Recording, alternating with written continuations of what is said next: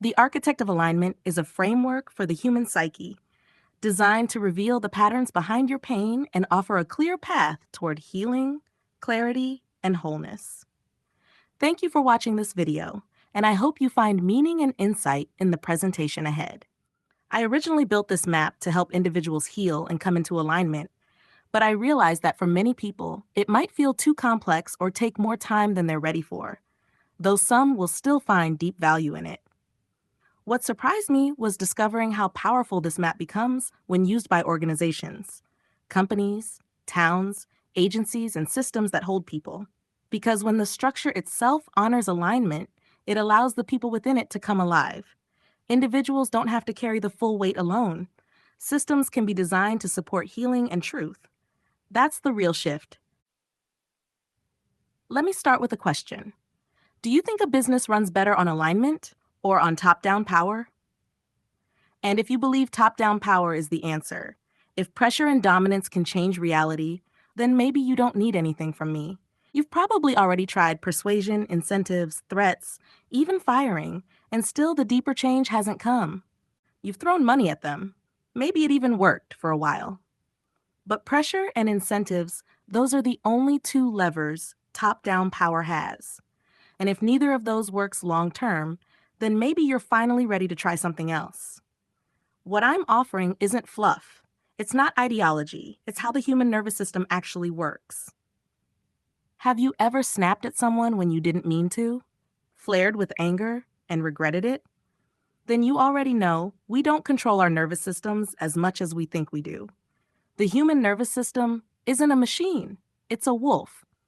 Put a starving wolf in a cage and reach for its head. It'll bite you. Every wolf has a threshold, and no one blames the wolf. Humans do the same thing. Sometimes they explode. Sometimes they go quiet. Sometimes they shut down, but they always respond. And yet, we reach for a regulated person's head every day, then blame them when they snap. You can't bribe a wild wolf with meat. You can't bribe a dysregulated human with incentives. Their voice might say yes, but their nervous system will still say no. And in the long run, the body always wins. You can't sweet-talk a wolf into peace. You can't coerce someone into alignment. But a fed wolf, free, grounded, surrounded by its pack, is calm, purposeful, loyal, productive. That's the model you want. That's what I call shared weight. If you make someone snap, you share the weight of the snap. They're still responsible, but so are you. So if you want performance, if you want innovation, if you want to stop bleeding turnover, then you need to stop fighting people's nervous systems. Start working with them. It begins by understanding how they're wired. Every human operates from just 4 functions: thinking, feeling, sensing, intuition. These aren't quirks, they're neurological defaults. Layer in nervous system patterns, core wounds, attachment style. Now, you're leading a human being, not a spreadsheet. When you lead through alignment, you don't just extract compliance, you ignite capacity. So I'll leave you with this. Who performs better? The peasants under a king or the settlers building a new world? Do you want peasants or pioneers? Do you want starving wolves in a cage or strong, regulated wolves running free in the meadow? The choice is yours. There is no third option. When you understand how someone is wired, how their mind and nervous system naturally operate, you begin to truly understand their identity. That understanding puts you in a far better position to align them with roles and environments that work with their wiring instead of against it. Each spoke of the map draws from deep work already done by others. I'm not reinventing those wheels. I'm organizing them into a living system. Core wounds, last big work was by Lysa TerKeurst and a few others. Nervous system, people like Deb Dana and Stephen Porges.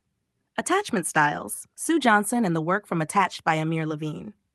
Love languages, Gary Chapman. Basic human needs, Tony Robbins' 6 needs model is one of the most accessible. Cognitive function stack. Objective personality has done the most recent rigorous work. And in the center, identity. That's Jamie Winship's lane. His process helps you uncover who you were before fear took over. My role isn't to own these spokes.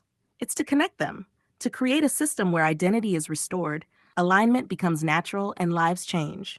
not by force, but by resonance. Real healing begins at the core, with identity and alignment, while the spokes of the map reveal how wounds, needs, attachment patterns, and nervous system responses shape us. Identity is the center that holds it all together. Understanding your cognitive wiring, how you're designed to see, decide, and interact with the world, helps you realize your identity isn't random or broken, it's intentional. Your function stack gives form to what might otherwise feel abstract. It grounds your identity in design, not dysfunction, revealing that healing isn't about changing who you are, but about strengthening who you've always been.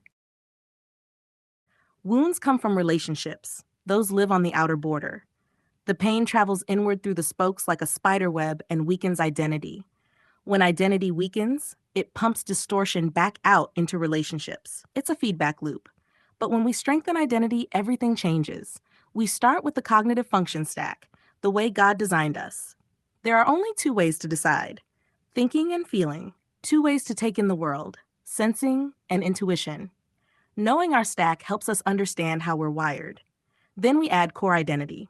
Like Jamie Winship teaches, we peel off the labels and ask, who am I really? We write that in the center. Below it, I usually add two core values, just to anchor it. Now, identity has structure, and when someone shows up in your life who helps heal your wound, like betrayal in my case, their presence starts to flow inward through that old wound, strengthening identity instead of draining it. And that healing starts to flow back out into relationships.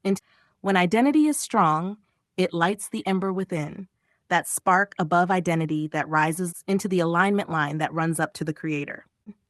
Every object on this earth has a creator, and only the creator can give it true identity. You can build a structure, but only the builder can tell you whether it's a chicken house or a dog house.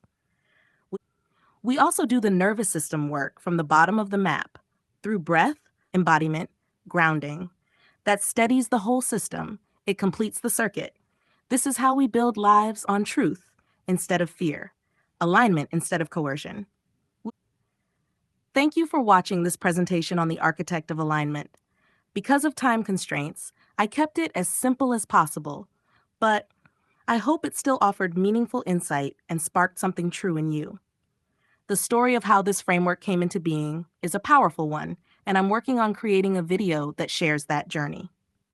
If this resonated with you, you may find that story even more impactful.